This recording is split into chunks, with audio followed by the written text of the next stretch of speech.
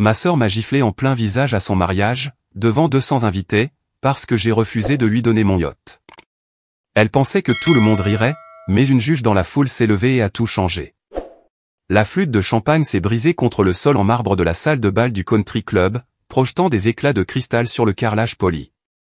Ma sœur, Rachel, se tenait au-dessus de moi, sa robe blanche Vera Wang captant la lumière des lustres au-dessus de sa tête, sa main encore levée après m'avoir frappé au visage avec assez de force pour faire tinter mes oreilles. Les 200 invités étaient figés sur leur siège, les fourchettes suspendues à mi-chemin de leur bouche, les conversations interrompues en pleine phrase. Le quatuor à cordes dans le coin avait cessé de jouer. Même le personnel de service se tenait immobile, avec leur plateau de hors-d'œuvre. Ma joue me brûlait là où sa paume m'avait heurté. Je pouvais sentir le goût du sang, là où mes dents avaient coupé l'intérieur de ma bouche. Répète-le, a sifflé Rachel, son visage déformé en une expression laide sous son maquillage professionnel. Dis à tout le monde à quel point tu es égoïste, le jour de mon mariage. Le microphone qu'elle avait arraché à la cabine du DJ a grésillé. Elle avait planifié cela, elle avait vraiment prévu de m'humilier devant tout le monde que nous connaissions. J'ai dit, non, Rachel. Ma voix est sortie plus stable que je ne le pensais. Le yacht n'est pas à toi. Elle a ri, mais il n'y avait aucune once d'humour dans son rire. Le son a résonné contre les plafonds voûtés, rebondissant vers nous depuis chaque coin de la somptueuse salle de réception que son nouveau mari, Marcus, avait probablement payé une petite fortune pour louer. Tu vas sérieusement faire une scène à mon mariage, juste parce que tu ne sais pas partager? Elle s'est tournée vers la foule, jouant la comédie comme une actrice sur scène. Ma sœur, tout le monde, la biologiste marine qui se croit trop bien pour aider sa propre famille. Voici le truc avec Rachel. Elle a passé toute notre enfance à prendre tout ce qu'elle voulait de moi. Mes jouets devenaient les siens. Mes vêtements finissaient dans son placard. Mon fonds d'études a mystérieusement diminué quand elle a eu besoin d'argent pour ses cotisations de sororité. Nos parents trouvaient toujours des excuses. Rachel sait juste comment demander ce dont elle a besoin, disait maman. Tu es si indépendante, Rachida. Ça ne te dérange pas de partager avec ta sœur. Sauf que ça me dérangeait. Ça m'a dérangé pendant 28 ans. Le yacht en question n'était pas un jouet ou un vêtement d'occasion. Le Méridien était un navire de recherche de 42 pieds, que j'avais acheté 3 ans auparavant, grâce à une subvention obtenue pour mon travail sur la restauration des récifs coralliens. Ce n'était pas un bateau de plaisance. C'était mon laboratoire, mon bureau, ma base pour le travail de conservation marine qui était devenu le but de ma vie. Rachel le savait. Elle était montée sur le bateau une seule fois, s'était plainte de l'odeur de l'eau de mer et du poisson, et était partie après 20 minutes.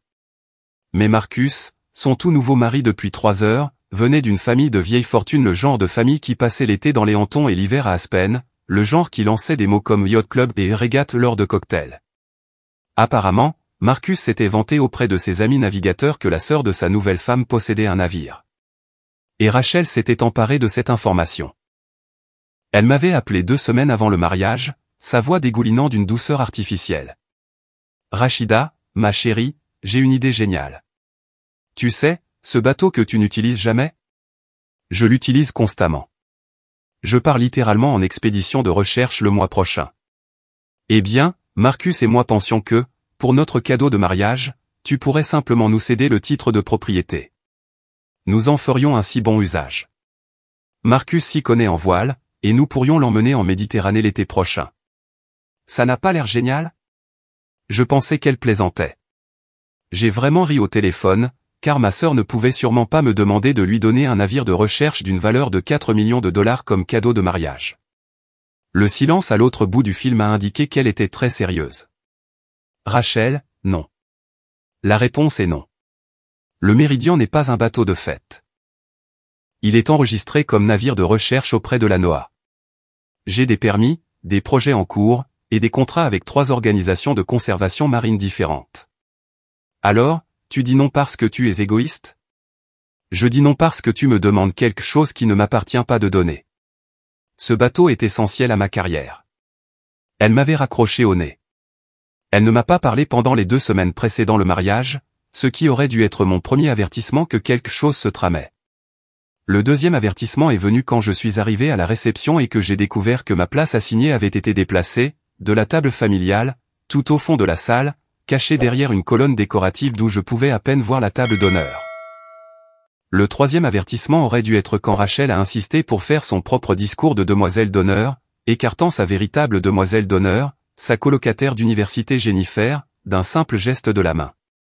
Maintenant, nous nous tenions là, devant Dieu et l'élite sociale du Connecticut, avec la marque de sa main sur mon visage, et un silence si épais qu'on aurait pu le couper avec un couteau à gâteau. Tu as toujours été jalouse de moi, a dit Rachel dans le microphone, sa voix portant jusqu'à chaque coin de la pièce. Depuis que nous sommes enfants, tu ne supportais pas que je sois plus jolie, plus populaire, plus réussie.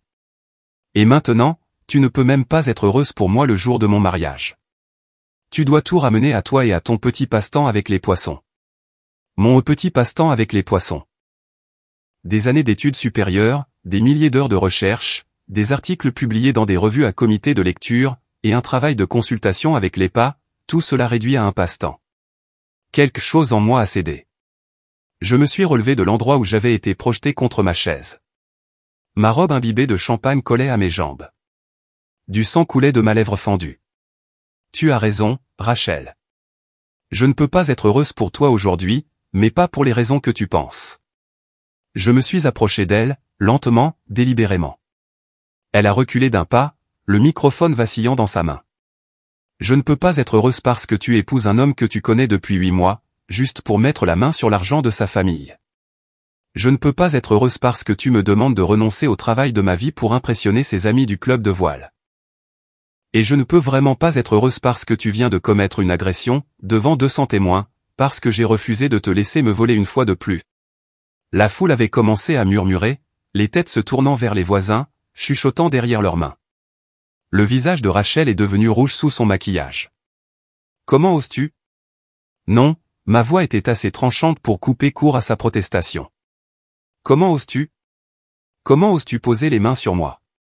Comment oses-tu exiger que je sacrifie tout ce pour quoi j'ai travaillé, pour que tu puisses jouer la comédie sur un bateau que tu ne sais pas manœuvrer? C'est juste un bateau. A hurlé Rachel, abandonnant toute prétention de calme. Tu agis comme si c'était si important, mais c'est juste un stupide bateau. Je suis ta sœur. La famille est censée être plus importante que les choses matérielles. Tu as absolument raison. La famille devrait être plus importante. Alors, où sont mes excuses pour le fonds d'études que maman et papa ont vidé pour payer tes dettes de carte de crédit? Où est le remboursement des $2000 que je t'ai prêtés, pour ce traitement de canal d'urgence qui s'est avéré être un week-end à Miami avec ton ex-petit ami Trevor? Où est la reconnaissance du fait que tu as passé 28 ans à me traiter comme un distributeur automatique, avec une obligation familiale bien pratique? La qualité du silence avait changé. Les gens n'étaient plus seulement choqués. Ils écoutaient. Vraiment écoutaient. Le nouveau mari de Rachel, Marcus, s'était à moitié levé de sa place à la table d'honneur. Ses parents, assis à côté de lui, arboraient des expressions identiques d'horreur naissante. Ce n'était pas le mariage de société parfait qu'ils avaient imaginé pour leur fils. Tu es folle, a craché Rachel. Tout le monde, je suis tellement désolé que vous deviez voir ça. Ma sœur fait une sorte de dépression nerveuse. Le stress de son travail, l'isolement. J'ai les enregistrements de sécurité. Les mots sont venus du milieu de la foule. Une femme dans la cinquantaine s'est levée, sa robe bleu marine conservatrice et élégante, sa posture dégageant une autorité. La juge Linda Morrison. Je l'ai reconnue des informations locales. Elle présidait le tribunal du comté et avait la réputation d'être absolument incorruptible. Pardon? La voix de Rachel était devenue fluette. La juge Morrison s'est avancée, ses talons claquant sur le sol en marbre. Elle a sorti son téléphone, a tapoté l'écran plusieurs fois, puis l'a brandi. Le country club a des caméras de sécurité dans tous les espaces événementiels. Je suis au conseil d'administration ici, et je viens de vous voir agresser votre sœur sur le flux de sécurité en direct du club. Elle s'est tournée pour s'adresser à la salle, sa voix portant une autorité naturelle, même sans microphone. Ce à quoi nous venons tous d'assister, ce sont des voies de fait. Dans l'État du Connecticut, c'est un délit de classe A, passible d'une peine pouvant aller jusqu'à 1 an de prison et d'une amende pouvant atteindre $2000. Le visage de Rachel était passé du rouge au blanc. Elle exagère. C'était à peine une tape. Dis-leur, Rachida. Dis-leur que je ne t'ai pas fait mal. J'ai tamponné ma lèvre encore saignante avec ma serviette, et j'ai montré le tissu taché de sang à tout le monde. La juge Morrison a poursuivi, son ton mesuré et professionnel. De plus, l'accusé ce serait vous, Madame Caldwell a utilisé un système de sonorisation pour amplifier des déclarations diffamatoires à l'encontre de la victime. Vous l'avez accusé d'instabilité mentale et d'égoïsme, devant 200 témoins. Vous avez tenté de la contraindre publiquement à céder un bien d'une valeur, j'estime, de plusieurs centaines de milliers de dollars. C'est ridicule. Marcus a finalement retrouvé sa voix. Il s'est levé, boutonnant sa veste de smoking comme s'il se préparait pour une réunion du conseil. Juge Morrison, avec tout le respect que je vous dois, c'est une affaire de famille privée. Je suis sûr que si nous nous calmons tous. Je suis parfaitement calme, Monsieur Caldwell. Mais votre femme a commis un crime dans un lieu où je siège au conseil d'administration. Le club pourrait être tenu responsable si nous ne réglons pas cela de manière appropriée. Elle s'est retournée vers moi, son expression s'adoucissant légèrement. Mademoiselle, souhaitez-vous porter plainte? La question flottait dans l'air comme de la fumée. Tous les yeux dans la pièce étaient fixés sur moi. Le mascara de Rachel avait commencé à couler, des larmes noires traçant des sillons sur ses joues soigneusement maquillées. Rachida, s'il te plaît, ne fais pas ça. Je suis désolé. D'accord? Je suis désolé de t'avoir frappé. J'étais juste stressé par le mariage, et Marcus n'arrêtait pas de parler de bateau, et je voulais juste. Tu voulais me prendre autre chose, ai-je terminé, comme tu le fais toujours. Notre mère s'est levée de la table familiale, sa voix aiguë et paniquée. Rachida, ma chérie, s'il te plaît, ne fais pas de scène. Rachel s'est excusée. Nous pouvons en parler à la maison, en famille. Tu n'as pas besoin d'impliquer la police dans une stupide querelle de sœurs. Maman, elle m'a agressé. C'était une gifle. Les sœurs se disputent parfois. Tu te souviens quand tu l'as poussée de la balançoire quand tu avais 12 ans? Elle avait volé mon vélo et l'avait fait s'écraser contre un arbre, et j'avais 9 ans, pas 12. De plus, je ne l'ai pas frappée devant des centaines de personnes lors d'un événement formel. Papa est resté assis, fixant son plat de côte de bœuf comme s'il contenait les réponses à l'univers. Il avait perfectionné l'art de rester neutre dans les conflits familiaux, ce qui signifiait en réalité qu'il se rangeait toujours du côté de celui qui faisait le plus de bruit.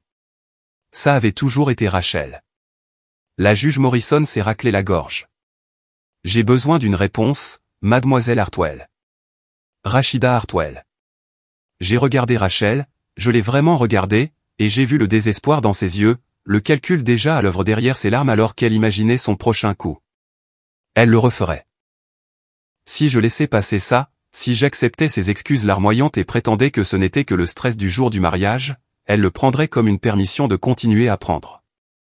La limite que j'avais essayé de fixer s'effondrerait, et dans 6 mois, elle demanderait autre chose. Ma voiture, peut-être. Ou de l'argent pour un acompte sur une maison, ou l'accès à mes subventions de recherche. Oui, ai-je dit. Je veux porter plainte. Le sanglot de Rachel était théâtral, parfaitement calibré pour un maximum de sympathie. Elle s'est effondrée contre Marcus, qui l'a rattrapé maladroitement, regardant frénétiquement entre sa nouvelle femme et la juge, comme un homme réalisant qu'il venait de faire un terrible investissement. Tu vas gâcher mon mariage pour un bateau, la voix de Rachel a grimpé de plusieurs octaves. C'est le plus beau jour de ma vie, et tu vas le détruire parce que tu ne sais pas partager. Non, Rachel. Je ne gâche pas ton mariage.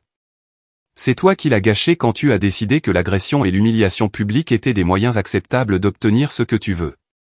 La juge Morrison a hoché la tête vivement. Elle avait déjà sorti son téléphone, composant un numéro de mémoire. Oui, c'est la juge Morrison au Riverside Country Club. Je dois signaler une agression qui vient de se produire sur la propriété du club. L'agresseur est toujours sur les lieux. Les 20 minutes suivantes se sont déroulées dans un flou surréaliste. 2 policiers sont arrivés, leur présence détonnant avec le décor élégant de la réception. Ils ont recueilli des dépositions de ma part, de la juge Morrison, et d'une douzaine de témoins qui avaient tout vu. Le chef de la sécurité du country club s'est matérialisé avec une tablette montrant des images cristallines de Rachel me frappant. L'angle était parfait, l'impact indéniable. Rachel a pleuré. Marcus a argumenté. Maman a plaidé. Papa a finalement pris la parole pour suggérer que peut-être tout le monde exagérait. Les officiers sont restés professionnels et impassibles. Madame, vous devez venir avec nous, a dit l'un d'eux à Rachel. Vous ne pouvez pas m'arrêter. C'est le jour de mon mariage. La voix de Rachel était devenue stridente. Marcus, fais quelque chose. Appelle l'avocat de ton père. Marcus avait l'air de reconsidérer sérieusement ses choix de vie. Sa mère avait le visage entre les mains. Son père était au téléphone, appelant probablement déjà l'avocat de la famille. Madame Caldwell, vous pouvez venir volontairement, ou nous pouvons utiliser des menottes. C'est votre choix. La salle a retenu son souffle. Rachel m'a regardé une dernière fois, son visage tordu de rage et d'incrédulité. J'espère que tu es heureuse, Rachida. J'espère que ce stupide bateau valait la peine de perdre ta seule sœur. Le Méridien n'est pas stupide, et tu as cessé d'être ma sœur la première fois que tu m'as volé et que maman m'a dit de passer à autre chose. Les officiers ont escorté Rachel par l'entrée de service, lui épargnant l'humiliation d'une sortie sous les regards par le hall principal. Petite faveur. Marcus a suivi, toujours au téléphone, sa voix tendue alors qu'il transmettait des informations à qui que ce soit à l'autre bout du fil. La réception s'est dissoute. Les invités ont rassemblé leurs affaires et sont partis en groupe gênés, chacun essayant de déterminer quelle était l'étiquette appropriée pour abandonner un mariage où la mariée venait d'être arrêtée. Je suis resté dans la salle de bal qui se vidait, ma robe ruinée, mon visage palpitant, regardant le personnel de restauration commencer la triste tâche de démonter une célébration qui avait implosé avant même que le dîner ne soit servi. La juge Morrison s'est approchée de moi, son expression bienveillante. Vous avez fait ce qu'il fallait. Vraiment? L'adrénaline se dissipait, me laissant tremblante et épuisée. Je viens de faire arrêter ma sœur à son mariage. Vous avez tenu quelqu'un responsable de vous avoir agressé. Le fait qu'elle soit de votre famille et que ce soit son mariage ne change rien à ce qu'elle a fait. Elle m'a tendu une carte de visite. Ma fille est une avocate spécialisée en droit de la famille. Vous voudrez peut-être l'appeler. Pourquoi aurais-je besoin d'une avocate en droit de la famille? Parce que ça ne va pas s'arrêter là. Les gens comme votre sœur n'acceptent pas les conséquences avec grâce. Elle va vous blâmer, se convaincre qu'elle est la victime, et probablement faire traîner ça aussi longtemps que possible. Elle m'a serré doucement l'épaule. Documentez tout, gardez des registres, et ne laissez pas votre famille vous faire pression pour abandonner les poursuites. Elle avait raison, bien sûr. Les appels ont commencé cette nuit-là. Maman pleurant, me suppliant de penser à ce que je faisais à la famille. Papa suggérant que j'étais vindicative. Des tantes et des oncles dont je n'avais pas eu de nouvelles depuis des années apparaissant soudainement sur ma messagerie vocale, tous chantant des variations de la même mélodie. La famille pardonne. Les liens du sang sont plus forts que tout. Rachel a fait une erreur, mais elle est désolée. Personne n'a mentionné que Rachel m'avait frappé. Personne n'a reconnu qu'elle avait passé des semaines à planifier de m'humilier pour me forcer à céder mon bien. Le récit avait déjà été réécrit dans leur esprit, la pauvre Rachel, une mariée stressée, et sa sœur cruelle qui ne pouvait pas pardonner. J'ai bloqué la plupart de leurs numéros. J'ai changé mes serrures parce que maman avait une clé, et je ne serais pas surprise qu'elle se présente avec Rachel pour une réconciliation forcée. Le Méridien est devenu mon sanctuaire. J'ai emménagé sur le bateau à plein temps, dormant dans la petite cabine sous le pont, me réveillant au son de l'eau contre la coque. Ma partenaire de recherche, le docteur Yuki Tanaka, m'y a trouvé 3 jours après le mariage, assise sur le pont au lever du soleil, avec une tasse de café et un ordinateur portable sur les genoux. J'ai entendu ce qui s'est passé, a-t-elle dit en montant à bord sans préambule. Yuki n'avait aucune patience pour les mondanités. C'était l'une des choses que je préférais chez elle. Ta sœur a l'air d'être un sacré numéro. C'est un euphémisme. Tu portes plainte? C'est déjà fait. Bien. Elle s'est installée sur le banc à côté de moi, étirant ses jambes. Les femmes doivent cesser d'accepter l'agression comme le prix de l'harmonie familiale. Tu as fait ce qu'il fallait. L'entendre de la part de Yuki, de manière factuelle et ferme, m'a aidé plus que toute la validation bien intentionnée de la juge Morrison. Yuki ne faisait pas dans la manipulation émotionnelle. Elle traitait des faits, des données et de la réalité observable. La date du procès a été fixée à 3 mois plus tard. Rachel a engagé un avocat de la défense coûteux, financé par l'argent de la famille de Marcus. Ils ont tenté de faire rejeter les accusations, affirmant qu'il s'agissait d'un différend familial mineur, que je l'avais provoqué, que toute l'affaire avait été montée en épingle. Les images vidéo et mes dossiers médicaux, une lèvre fendue nécessitant 3 points de suture, une ecchymose sur la joue et des symptômes de commotion cérébrale légère racontaient une autre histoire. J'ai engagé la fille de la juge Morrison, Samantha, comme avocate. Elle était vive et méticuleuse, construisant un dossier qui allait au-delà de l'agression pour établir un schéma de comportement de Rachel. Nous avons recueilli des preuves, des emails où Rachel exigeait que je lui prête de l'argent, des textos où elle me réprimandait de ne pas l'aider assez, et des témoins qui pouvaient témoigner de son habitude de prendre mes affaires. La plainte pour diffamation était plus délicate, mais Samantha a souligné que Rachel avait publiquement mis en doute ma stabilité mentale et ma compétence professionnelle devant des témoins, qui comprenaient des collègues de la communauté de la biologie marine. 2 des évaluateurs de ma subvention se trouvaient à ce mariage. Les dommages à ma réputation professionnelle étaient quantifiables et réels. Marcus a demandé l'annulation du mariage 2 mois avant le procès. Apparemment, ses parents avaient fait des recherches et découvert que Rachel avait menti sur plusieurs choses pendant leur cours éclair, notamment sur le fait d'être sans dette et d'avoir un fonds en fiducie de nos grands-parents. Le fonds en fiducie existait, mais Rachel avait dilapidé sa part il y a 5 ans. Maman a appelé en pleurant pour me dire que Rachel avait été forcée de retourner vivre à la maison. Elle est dévastée, Rachida. Son mariage est fini. Elle fait face à des accusations criminelles, et sa propre sœur ne veut même pas lui parler.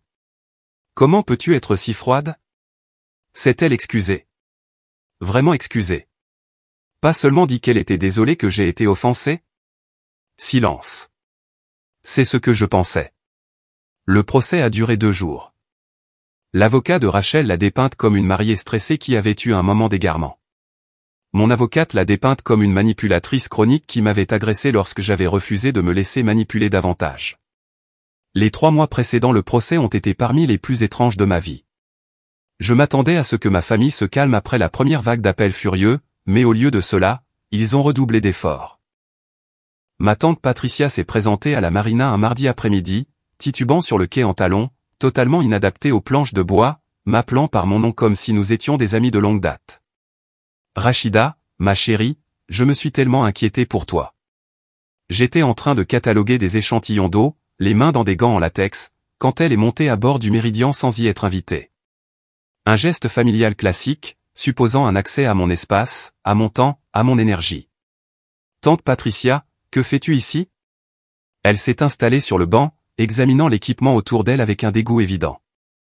Je voulais prendre de tes nouvelles. Toute cette situation avec Rachel a été si difficile pour tout le monde. Ta mère est hors d'elle. Rachel m'a agressé. Oh, ma chérie, tu sais comment est Rachel quand elle est stressée. Elle a toujours été dramatique. Tu te souviens quand elle a fait cette crise à ton 16e anniversaire parce que tu ne voulais pas lui prêter ta nouvelle robe? Elle avait 21 ans à mon 16e anniversaire, Patricia, et elle n'a pas fait de crise. Elle a découpé la robe avec des ciseaux et l'a laissée sur mon lit. Ma tante a agité la main avec dédain. Les sœurs se disputent, mais cette affaire juridique, ça va trop loin. Tu vas envoyer ta propre sœur en prison. Elle ne va pas aller en prison. Elle fait face à des accusations de délit mineur. Mais elle aura un casier judiciaire. Sais-tu ce que cela pourrait faire à ses perspectives d'emploi? À son avenir? J'ai posé soigneusement mon presse-papier. A-t-elle pensé à mon avenir quand elle m'a publiquement traité de mentalement instable devant mes collègues professionnels? 2 des personnes qui évaluaient ma demande de subvention actuelle étaient à ce mariage. J'ai failli perdre 150 000 $ de financement parce que ma sœur a fait une crise. Le visage de Patricia s'est crispé. Mais tu as eu la subvention, n'est-ce pas? Donc, pas de mal de fait. Pas de mal? J'ai des points de suture à la lèvre. J'ai dû prendre 3 jours de congé à cause des symptômes de commotion cérébrale. J'ai dépensé 2 000 $ pour un système de sécurité pour mon appartement parce que je ne fais pas confiance à Rachel pour ne pas exercer de représailles. Mais bien sûr, pas de mal de fait. Tu es vindicative. Je suis réaliste. Rachel a passé sa vie entière à me prendre des choses. Et à chaque fois, la famille m'a dit d'être la plus grande et de laisser tomber. Eh bien, j'en ai fini d'être la plus grande. J'en ai fini de m'effacer pour que Rachel n'ait pas à faire face aux conséquences. Ma tante est partie en colère, mais pas avant de laisser un dépliant religieux sur le pardon sur mon tableau de bord. Je l'ai jeté au recyclage. Les attaques sont venues d'autres angles aussi. Les amis de Rachel ont lancé une campagne de rumeurs sur les réseaux sociaux. Rien de directement traçable, mais beaucoup de publications vagues sur la trahison familiale et les sœurs qui accordent plus de valeur aux choses qu'aux relations. Quelques-unes de mes propres connaissances d'université m'ont contacté, ayant entendu l'histoire par ouï-dire, me demandant s'il était vraiment nécessaire de détruire la vie de Rachel ou pour une gifle. J'ai écrit la même réponse à chacun, elle a commis une agression filmée après avoir tenté de m'extorquer un bien. Si elle avait fait ça à un étranger dans la rue, tout le monde serait d'accord pour qu'elle soit poursuivie. Pourquoi le fait d'être ma parente devrait-il lui donner l'immunité face aux conséquences? La plupart n'ont pas répondu. Quelques-uns ont insisté, affirmant que la famille, c'est différent. Je les ai retirés de mes amis sans regret. La partie la plus difficile n'était pas la pression extérieure. C'était la culpabilité qu'ils essayaient de cultiver. Maman appelait en pleurant tous les quelques jours, dépeignant des images vives de la souffrance de Rachel. Elle avait perdu du poids. Elle ne dormait pas. Elle voyait un thérapeute qui disait que le stress lui causait une dépression. Elle a besoin de sa sœur en ce moment, Rachida. Elle a besoin de savoir que tu l'aimes encore. Elle a besoin d'apprendre que l'agression est mal. Ce sont deux choses différentes. Quand es-tu devenue si froide? La question m'a piqué plus que je ne voulais l'admettre. J'avais passé ma vie entière à essayer d'être la bonne fille, la facile, celle qui ne faisait pas de vagues. Et voilà ma mère qui me demandait quand j'étais devenue froide, comme si avoir des limites était un défaut de caractère.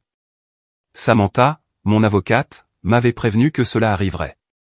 Les familles d'agresseurs protègent toujours l'agresseur, a-t-elle expliqué lors d'une de nos séances de préparation. Il est plus facile de faire pression sur la victime pour qu'elle pardonne que de tenir l'auteur responsable. La responsabilité les obligerait à admettre qu'ils ont encouragé un mauvais comportement pendant des années. Elle avait raison. Personne dans ma famille ne voulait examiner son rôle dans la création du monstre que Rachel était devenue. Il était plus simple de me peindre comme la méchante. La marina est devenue mon refuge. Les autres propriétaires de bateaux connaissaient mon histoire. Les nouvelles voyagent vite dans les communautés soudées, et ils me soutenaient. Le vieux Tom, qui possédait un bateau de pêche à 3 places de là, a commencé à passer nonchalamment chaque fois que des voitures inconnues apparaissaient sur le parking. Maria, qui organisait des excursions d'observation des baleines, m'a invité à dîner chez elle 2 fois par semaine, refusant de me laisser m'isoler. La famille, c'est ceux qui sont là pour toi, a-t-elle dit en me versant un verre de vin dans sa confortable cuisine de bateau, pas ceux avec qui tu partages ton ADN. Mon équipe de recherche s'est également ralliée à moi. Yuki est devenue ma garde du corps officieuse, filtrant mes emails et mes appels téléphoniques, faisant barrage à quiconque essayait de se présenter sur nos sites de terrain à ma recherche. Notre étudiant diplômé, un jeune brillant nommé Devon, a imprimé des photos du Méridien et les a accrochées dans notre laboratoire avec la légende « Ceci est un navire de recherche, pas un bateau de fête ». Sachez faire la différence. C'est devenu l'humour noir qui m'a aidé à traverser cette épreuve. Les blagues sur ma sœur criminelle et mes accusations d'agression, la façon dont Yuki me présentait lors des conférences, voici le docteur Hartwell, la biologiste marine dont la sœur a essayé de voler son bateau et s'est retrouvée avec une date de procès à la place. Mais la nuit, seul dans la cabine du Méridien, je remettais tout en question. Je restais éveillé, écoutant l'eau clapoter contre la coque, me demandant si j'étais cruel, si peut-être tout le monde avait raison et que j'aurais dû simplement encaisser le coup, en rire, et laisser Rachel avoir son moment. Puis je touchais ma lèvre, encore en train de guérir, et je me souvenais du bruit de sa peau meurtant mon visage, du choc de la douleur, de l'humiliation de 200 personnes me regardant être frappées et ne faisant rien, jusqu'à ce que la juge Morrison intervienne. Non, je n'étais pas cruel. J'étais saine d'esprit. Les dépositions étaient éprouvantes. L'avocat de Rachel a essayé tous les angles pour me discréditer. Il a suggéré que je l'avais provoqué. Il a demandé pourquoi j'avais porté une robe chère si je n'essayais pas de voler la vedette à la mariée.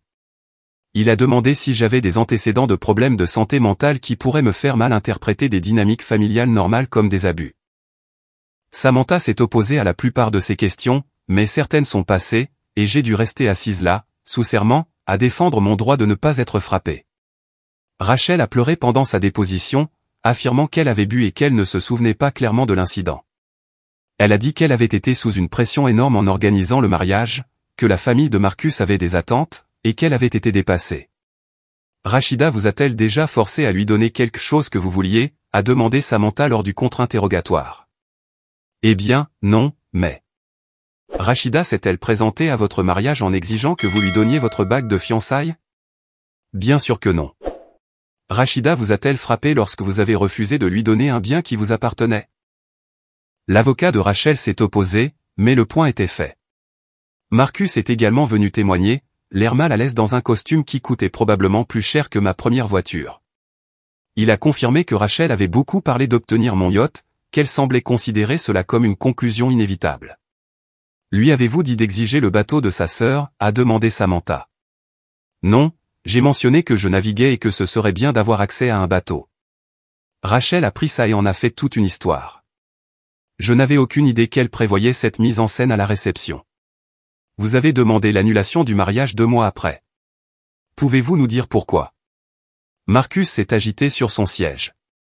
Plusieurs raisons, mais l'une d'elles était que le comportement de Rachel au mariage m'a montré une facette d'elle que je n'avais pas vue auparavant. Quelqu'un qui agresserait sa sœur en public pour un bien matériel. Ce n'était pas la personne que je pensais avoir épousée. Le visage de Rachel s'est décomposé quand il a dit ça. Elle a essayé de jouer la carte de la victime, mais son propre mari avait vu clair dans son jeu. Les témoins de moralité que mon camp a appelés ont brossé un tableau clair, des collègues qui ont témoigné de ma réputation professionnelle, des amis qui ont décrit le schéma de manipulation de Rachel, et même mon conseiller d'orientation du lycée qui se souvenait que Rachel avait volé mon projet de science et l'avait présenté sous son propre nom quand nous étions adolescentes. Que s'est-il passé lorsque cela a été découvert? A demandé Samantha. Le projet de Rachida a été disqualifié. Rachel a affirmé que Rachida lui avait donné la permission d'utiliser le travail. L'école n'a pas pu prouver le contraire, donc les 2 filles ont été exclues de la compétition de cette année-là. Rachida a perdu une opportunité de bourse. Rachel a-t-elle fait face à des conséquences? Pas que je sache. La famille nous a demandé d'abandonner l'affaire. Schéma établi, Rachel prend, Rachida perd, la famille étouffe l'affaire. Répété pendant 28 ans. Au moment d'arriver au procès, j'étais épuisé, émotionnellement vidé par des mois à me défendre, à voir mes motivations remises en question, et à regarder ma sœur jouer les victimes tout en refusant de reconnaître ce qu'elle avait fait. La sélection du jury a pris une journée entière. Samantha a récusé toute personne qui semblait trop sympathique au récit de réconciliation familiale. L'avocat de Rachel a récusé toute personne ayant de l'expérience dans les forces de l'ordre ou la défense contre la violence domestique. Nous nous sommes retrouvés avec 12 personnes qui avaient l'air aussi fatiguées que moi. L'accusation car oui, l'affaire était montée jusqu'au bureau du procureur à diffuser les images de sécurité 3 fois. Chaque visionnage me faisait revivre la scène, le visage de Rachel tordu de rage, sa main levée, le bruit de l'impact, moi titubant en arrière. La salle d'audience était silencieuse, à l'exception du son de la voix de Rachel, amplifié par le microphone. Tu vas sérieusement faire une scène à mon mariage parce que tu ne sais pas partager? Rachel pleurait doucement à la table de la défense. Son avocat lui tapotait la main, lui passait des mouchoirs, jouait sur sa détresse, mais le jury a regardé la vidéo, puis s'est tourné pour la regarder, et je pouvais voir le calcul se faire. Ce n'était pas une mariée dépassée ayant un moment d'égarement. C'était quelqu'un qui avait attrapé un microphone pour maximiser mon humiliation, qui m'avait frappé assez fort pour me faire saigner, et qui n'avait montré des remords qu'après avoir été menacé d'arrestation. La juge Morrison a témoigné, professionnelle et imperturbable. Elle a décrit avoir vu l'agression se dérouler en temps réel, sa reconnaissance immédiate qu'un crime avait eu lieu, et sa décision d'intervenir. Pourquoi n'avez-vous pas simplement laissé la famille gérer ça en privé, a demandé l'avocat de Rachel. Parce que l'agression est un crime, cher confrère. Ça ne cesse pas d'être un crime parce que ça se passe à un mariage ou parce que l'auteur est apparenté à la victime. Et franchement, voir cette jeune femme se faire frapper devant 200 personnes qui n'ont rien fait. J'avais honte de tout le monde dans cette pièce, y compris de moi-même, jusqu'à ce que je me lève. Les plaidoiries finales ont duré 3 heures. L'avocat de Rachel a fait un plaidoyer passionné sur le stress familial et les erreurs momentanées, dépeignant Rachel comme une bonne personne qui avait fait une seule erreur et ne devrait pas voir sa vie ruinée pour ça. La plaidoirie de Samantha était plus courte, plus incisive. Elle a pointé du doigt la table de la défense. L'accusé veut vous faire croire que c'était un moment de faiblesse. Mais agresser sa sœur, puis utiliser un microphone pour l'humilier devant des centaines de personnes, ce n'est pas de la faiblesse. C'est de la cruauté calculée. Et l'accusé n'a montré aucun remords sincère, seulement le regret d'avoir été prise et d'avoir à faire face aux conséquences. Le jury a délibéré pendant 4 heures. Coupable pour l'accusation d'agression. Coupable pour la plainte en diffamation. Rachel a été condamnée à 6 mois de probation, 200 heures de travaux d'intérêt général, et a payé 17 000 $ de dommages et intérêts, frais médicaux, frais d'avocat, et compensation pour le préjudice professionnel causé par ses déclarations diffamatoires. Elle a sangloté dans la salle d'audience, a dit au juge qu'elle avait tout perdu, que j'avais détruit sa vie pour un malentendu. Le juge, un homme plus âgé aux cheveux gris acier et sans patience pour le théâtre, l'a regardé par-dessus ses lunettes de lecture et a dit « Vous avez détruit votre propre vie lorsque vous avez choisi d'agresser votre sœur en public parce qu'elle ne voulait pas vous céder son bien. » Ce tribunal n'a aucune sympathie pour les brutes, quelle que soit leur relation avec leurs victimes. À l'extérieur du palais de justice, maman a tenté une dernière fois. « Rachida, s'il te plaît. C'est ta sœur. Ne peux-tu pas trouver dans ton cœur de lui pardonner ?» A-t-elle demandé pardon? Un vrai pardon, où elle reconnaît ce qu'elle a fait et en assume la responsabilité? Le visage de maman s'est décomposé. Elle a des difficultés. Elle a besoin de soutien, pas de jugement. Elle a besoin de conséquences.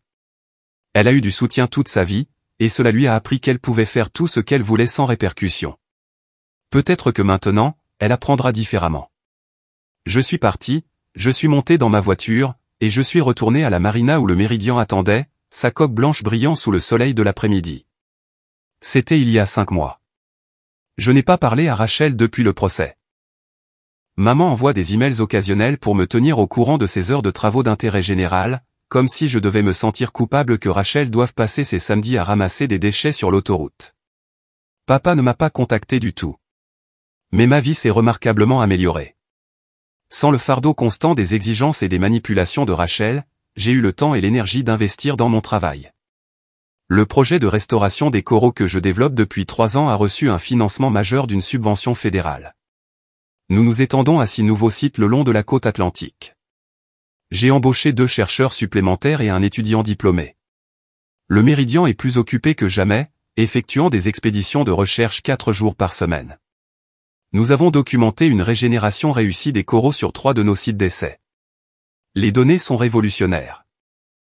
Nous écrivons des articles qui pourraient changer l'approche du travail de restauration côtière. J'ai aussi commencé à fréquenter quelqu'un, un autre biologiste marin que j'ai rencontré à une conférence. Il s'appelle Jackson, et il comprend vraiment pourquoi je ne peux pas simplement donner un navire de recherche. Il trouve l'histoire du yacht insensée, ce qui est la bonne réaction. La semaine dernière, j'ai reçu une demande d'amis sur les réseaux sociaux de la part de Rachel. Le message joint disait « Pouvons-nous parler ?» J'ai beaucoup réfléchi. Je l'ai fixé pendant un long moment. Je me suis souvenu de la gifle, de l'humiliation, des années de prise. Je me suis souvenu du soulagement d'avoir enfin tracé une limite et de l'avoir défendue. J'ai supprimé la demande. Peut-être qu'un jour nous nous réconcilierons. Peut-être que Rachel fera le travail difficile de changer vraiment, d'assumer la responsabilité de ses actes, de devenir quelqu'un capable d'une relation saine. Mais ce n'est pas ma responsabilité. Je ne suis pas tenu de sacrifier ma paix, mon travail, ou mon amour-propre pour maintenir une relation avec quelqu'un qui a passé près de 3 décennies à me traiter comme une ressource à exploiter. Le Méridien se balance doucement à ses amarres, prêt pour l'expédition de demain. Sous le pont, mes notes de recherche sont organisées et à jour. L'argent de la subvention est sur le compte du projet, intouché par quiconque sauf moi. Mon équipe est enthousiasmée par le travail que nous accomplissons. Je suis exactement là où je suis censé être. Et Rachel? Rachel apprend la même leçon que j'ai apprise il y a des années, les actions ont des conséquences, et finalement, tout le monde se retrouve à court de personnes prêtes à nettoyer leurs dégâts. Elle pensait que me gifler m'embarrasserait au point de me faire céder. Elle pensait que l'humiliation publique fonctionnerait là où la manipulation privée avait échoué.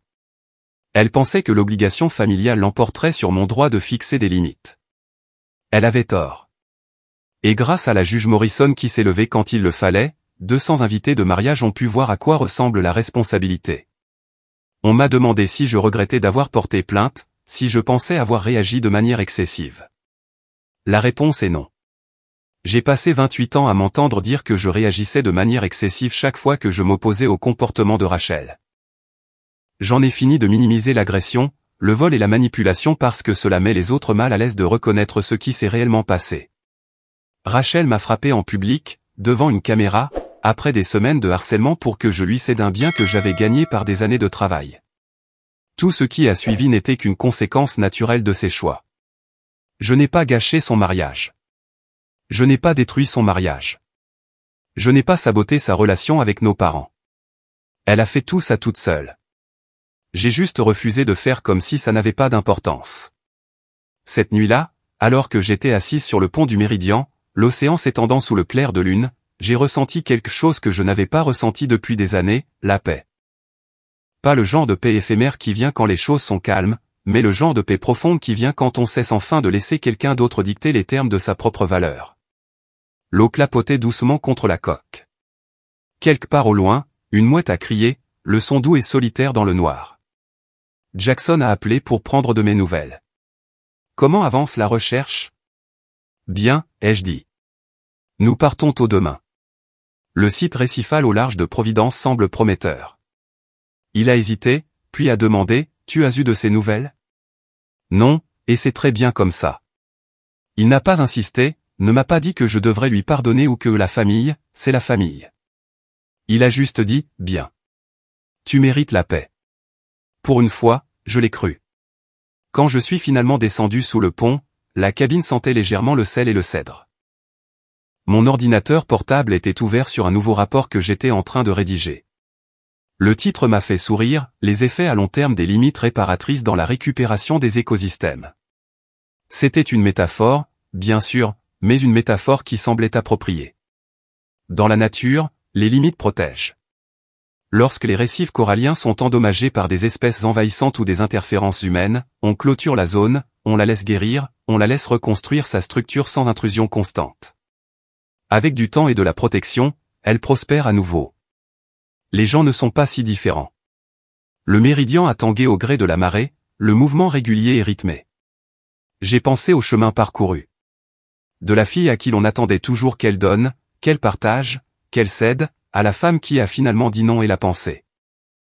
Le lendemain matin, alors que le soleil se levait, peignant l'horizon de rose et d'or, je me sentais prête pour tout ce qui allait suivre. Mon équipage est arrivé, joyeux et blagueur, leur rire résonnant sur le quai. Yuki m'a tendu un thermos de café. Prête à changer le monde à nouveau, capitaine? J'ai souri. Un récif à la fois. Nous sommes partis juste après l'aube. Le vent était calme, la mer lisse. Alors que le méridien fendait l'eau, je me tenais à la proue, sentant les embruns sur mon visage, le pouls de la vie tout autour de moi. Pour la première fois depuis longtemps, je ne pensais pas à Rachel, à mes parents, ou aux gens qui avaient choisi le silence plutôt que la responsabilité. Je pensais au corail qui repoussait sous les vagues, à l'acte délicat et miraculeux de la restauration, à ce qui se passe lorsque quelque chose de brisé a enfin l'espace de guérir. Le monde semblait vaste, magnifique, et mien. Et quelque part, j'espérais que Rachel faisait face à son propre reflet et réalisait que l'amour ne se prouve pas par la possession ou le contrôle, mais par le respect. Peut-être qu'elle ne changerait jamais. Peut-être que si. Quoi qu'il en soit, j'avais ma réponse. La paix n'est pas quelque chose que l'on attend de recevoir. C'est quelque chose que l'on revendique. C'est donc ce que j'ai fait.